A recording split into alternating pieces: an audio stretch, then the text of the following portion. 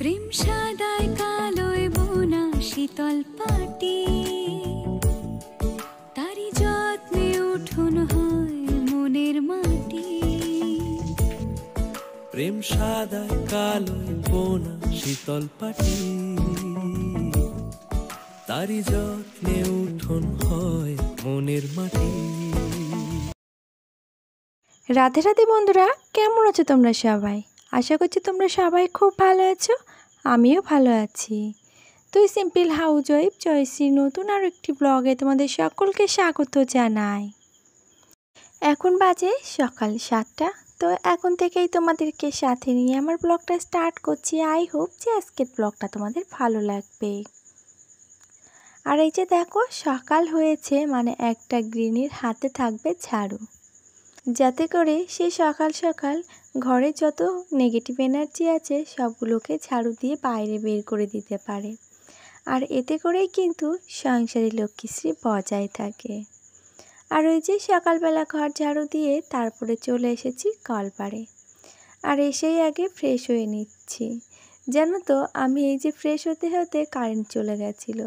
তো সেখানে দেখছিলাম টাইম কলের জল চলে গেছে, সেজন্য গামলা থেকে একটু জল দিয়ে মুখ ধুয়েছি, তবুও যেন সেই একটা ফ্রেশ ভাব আসলো না।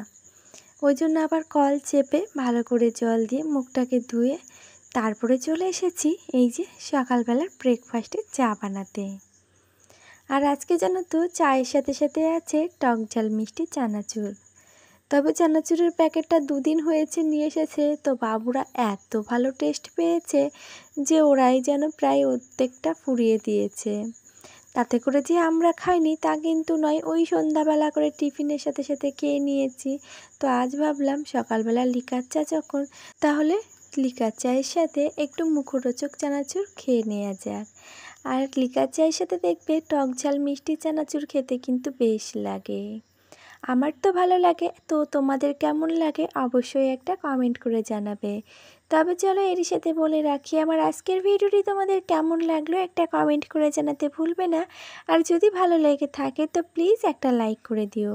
আর নতুন যদি কোনো বন্ধু আজকে আমার ভিডিওটি এই পর্যন্ত দেখে থাকো, ভিডিওটি দেখে ভালো লাগলে চ্যানেলটিকে সাবস্ক্রাইব করে রাখতে পারো। আর পুরনো বন্ধুরা যারা অলরেডি এই কাজটি করে রেখে দিয়েছো তাদেরকে জানাই অসংখ্য ধন্যবাদ আর অনেক ভালোবাসা।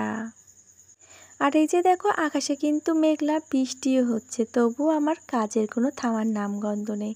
কাল যে জামা কাপড়গুলো পরেছিলাম আজ যদি না ধুয়ে দিই তাহলে কাল আরও বেশি হবে, এই ভয়ে আজকে কিন্তু বর্ষা বৃষ্টির মধ্যেই জামা কাপড়গুলো ধুতে লেগে গেছি।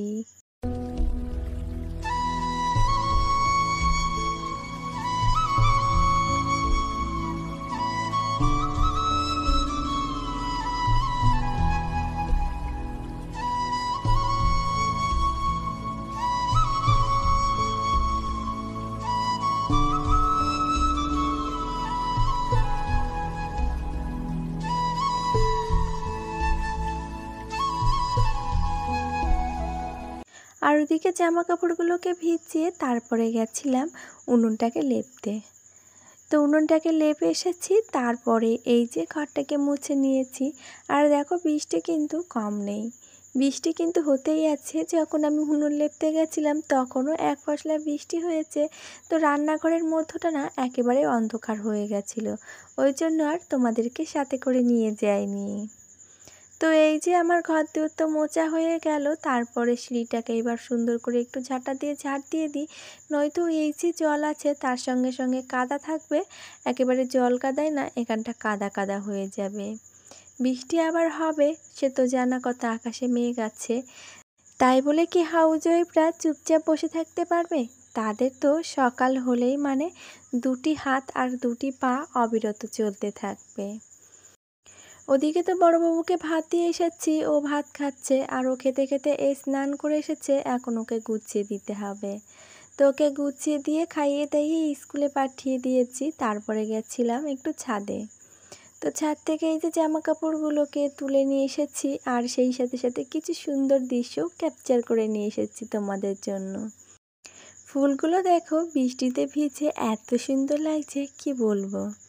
মনে হচ্ছে একটু হাত দিয়ে এখনই যদি আরেকটি বার ছুঁতে পারতাম তাহলে বেশ লাগতো।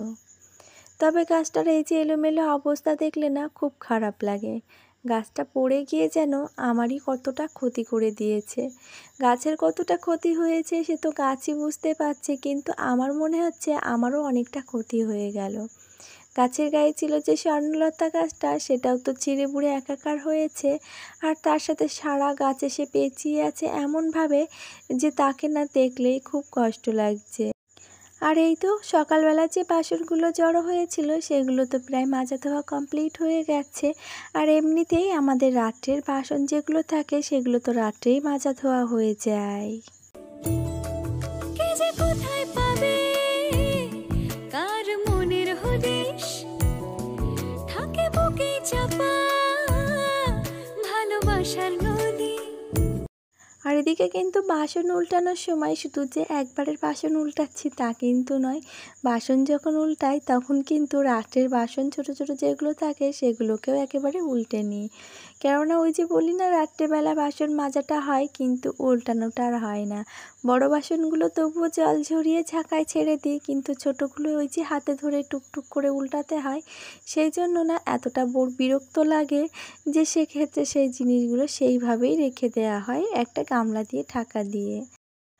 আর এই যে ইতিমধ্যে কিন্তু আমি জামা কাপড়গুলোকে ধুয়ে চলে এসেছি ছাদে মেলতে। আর জামা কাপড়গুলোকে ভিজিয়ে রেখে আমি একটু রেস্ট নিয়ে নিয়েছি, কেননা বাসন মেজে তার পরপরই এই যে জামা কাপড়গুলো ধুয়েছি তো এত কষ্ট হচ্ছিল।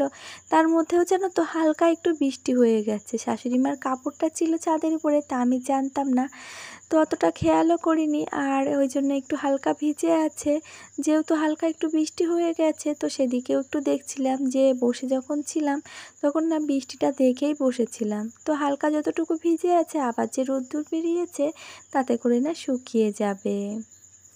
আর এদিকে দেখো তিতলি কিন্তু তার নিজের কাজ করে যাচ্ছে।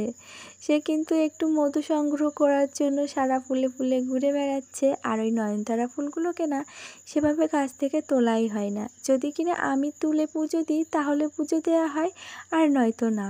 তবে নয়নতারা ফুলগুলো দেখতে ছাদের পরে এতটাই ভালো লাগে বৃষ্টি পড়লে, সেই জন্য না ওই ফুলগুলোকে আর তোলা হয় না। আর যেহেতু নয়নতারা ফুল তোমার একদিনে শুকিয়ে যায় না, ওটা গাছে তো অনবরত থেকেই যায়। তো যেদিন দেখি একটু শুকিয়ে শুকিয়ে যাবে তার আগেই কিন্তু ঠাকুরের চরণে দিয়ে দিই। আর এদিকে দেখো ছাদ থেকে নিচে নেমে এসে আমি কিন্তু রান্নাঘরে রান্না বসিয়ে দিয়েছি। আর দুটো কড়াইতে রান্না বসিয়ে দিয়েছি, তারপরে না ভাতটা বসিয়ে স্নান করতে যাব। তো দুটো কড়াইতে কী কী রান্না বসিয়েছি সেটা তো তোমাদের দেখালাম। ওদিকে ছিল ইলিশ মাছ আর চিংড়ি মাছ।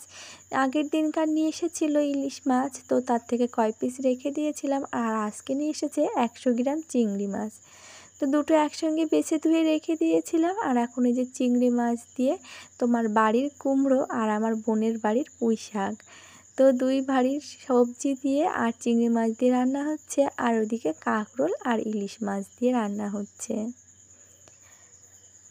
আর ওদিকে দুটি তরকারিতে ঝোল দিয়ে তারপরে এই যে কেটে রাখা পুঁই শাকগুলোকে এখন একটা পলিথিনে ভরে রাখছি। পুঁই শাক তো অনেকটাই পাঠিয়েছে, আমার যতটুকু লাগবে আমি ততটুকু কেটে নিয়েছি। আর আগে না কুমড়ো কেটেছিলাম, সেই কুমড়োটাকেও আমি ফ্রিজে রেখে দিয়ে গেছিলাম পলিথিনে বেঁধে। আর বোনের বাড়ি থেকে এই যে পাকা পটল পাঠিয়েছে আর পুঁই শাক, তো সেটাকে এখন এই যে পলিথিনের মধ্যে করে ফ্রিজে রেখে দিচ্ছি, তাহলে না ভালো থাকবে। আর যদি পুঁই শাকগুলো বাইরে রেখে দেওয়া হয় তাহলে দেখবো যে পাতাগুলো শুকিয়ে গেছে আর ডাঁটাগুলো জ্যান্ত রয়েছে। তো এখন যখন ফ্রিজ রয়েছে তাহলে আর দেরি কিসের, ওই জন্য কেটে একেবারে রেখে দিয়েছি ফ্রিজের মধ্যে। তো যাই হোক এদিকে ফ্রিজে হাত দিয়ে দেখি ফ্রিজটা চ্যাটপ্যাট করছে, তার মানে ফ্রিজের ভিতরে তোমার দাদাভাই গতকাল রাত্রে মিষ্টি নিয়ে এসেছিলো। বাবুরা মনে হয় সকালবেলা খেয়েছে, তো খেয়ে ওইভাবে ফ্রিজে হাত মুছেছে, তো দেখছি মিষ্টির ঝোলের একটা চিটপিটে ভাব। ওই জন্য একটা সুতির গেঞ্জি দিয়ে ফ্রিজটাকে মুছে তারপরে এই যে রান্না বান্না কমপ্লিট করেছি, স্নান সেরেছি, ইতিমধ্যে একবার বৃষ্টিও হয়ে গেছে। তারপরে চলে এসেছি ঠাকুর ঘরে। ঠাকুর ঘরে যেহেতু আমার শাশুড়ি মা পুজো দিয়ে দেন, সেজন্য আমি এসে ধূপকাঠি আর প্রদীপটা জ্বালিয়ে ঠাকুরকে একটু নমো করি। আর ওদিকে তো আমার শাশুড়ি মা সকলকে খেতে দিয়ে দিয়েছেন, তো বাকি আছি আমি শুধুমাত্র খাওয়ার জন্য। আর এই যে ফাইনালি কিন্তু আমি আমার ভাতটা বেড়েই নিয়েছি। তবে চলো আজকের মতন এই পর্যন্তই। সকলে খুব ভালো থাকবে, আবারও দেখা হবে।